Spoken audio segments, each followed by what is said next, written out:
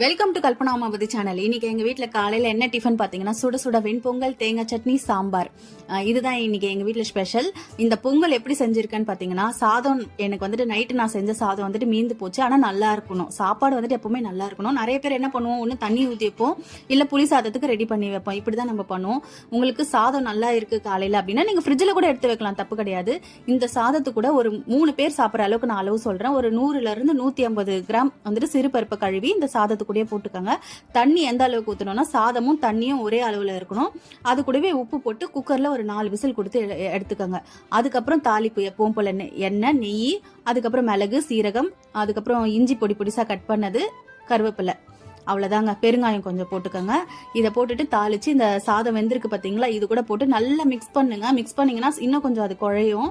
உங்களுக்கு எப்படி இருக்கும் இந்த பொங்கல் அப்படின்னா, ஹோட்டல்ல சாப்பிட்ற பொங்கல் மாதிரி இருக்குங்க. அவ்வளோ சூப்பரா இருக்கும். நெய் வேணும்னா மேல கொஞ்சம் இறக்கும் போது எக்ஸ்ட்ரா ஊத்திட்டீங்கன்னா அவ்வளோ அட்டகாசமான பொங்கல் ரெடி ஆயிடும்.